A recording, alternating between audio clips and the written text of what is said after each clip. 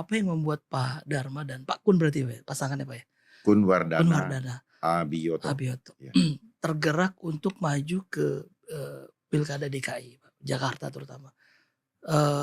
Alasan utama sih Pak kira-kira kenapa harus Jakarta gitu? Jakarta kan Baik. sentrum ya nasional gitu, parameter politik nasional. Belum lagi di Jakarta ada nama, ya ini masih berseliweran memang belum ofisial ya.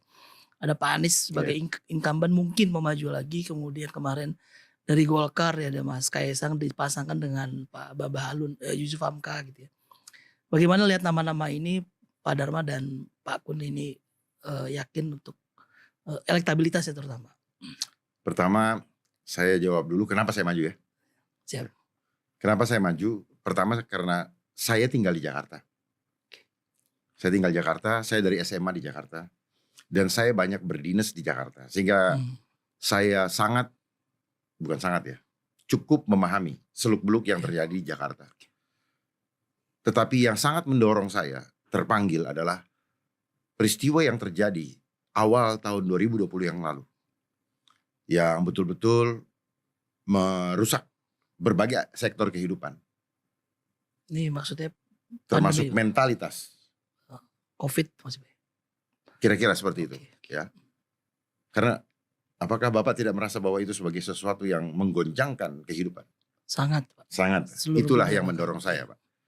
Ya, saya mengajak Bapak berpikir seandainya Bapak di posisi saya dan kehidupan kita terancam, apakah Bapak hanya menjadi penonton?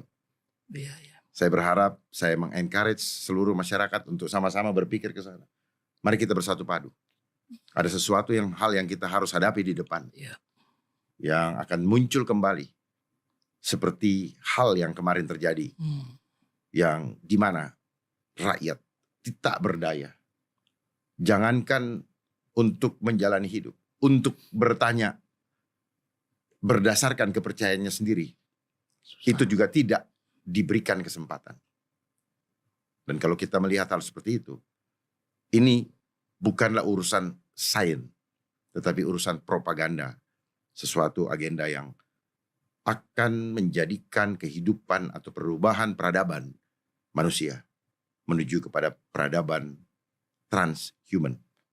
Ya, jadi itu yang mendorong saya, di mana dalam waktu yang lalu yang saya sebelum dibatalkan, yaitu adanya pandemi treaty yang akan ditandatangani tadinya tanggal 27 Mei. Sorry Pak, pandemi apa Pak?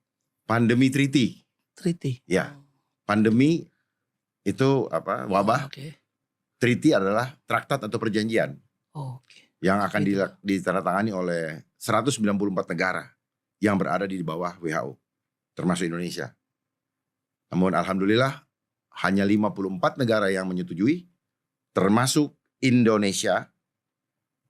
Dan kami bersyukur kepada negara lain yang tidak menyetujui. Namun WHO tidak tinggal diam dan dia tetap berusaha. Ya. WHO ini mengatasnamakan atau membawa misi dari rezim internasional untuk mengontrol atau mengambil kedaulatan suatu bangsa hanya dengan melalui pandemi treaty.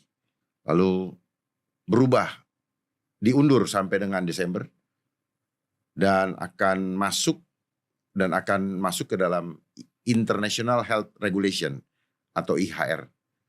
Ya, yang akan diinisiasi oleh World Health Assembly, Dewan Kesehatan Dunia. Nah, di mana nanti mereka di dalam perubahan aturannya akan disebutkan bahwa pandemi bisa dilakukan, bisa diterapkan tanpa membuktikan dulu penyebabnya. Jadi ini berbahaya sekali Pak.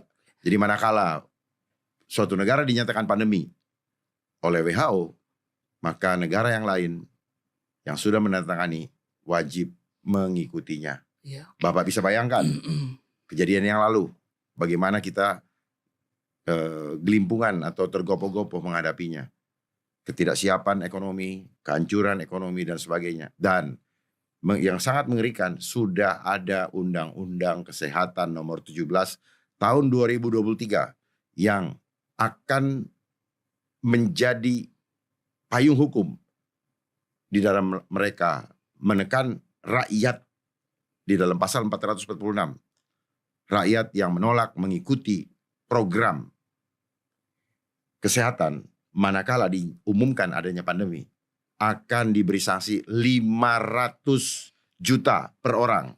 500 juta per orang. Saya ulangi lagi, 500 juta.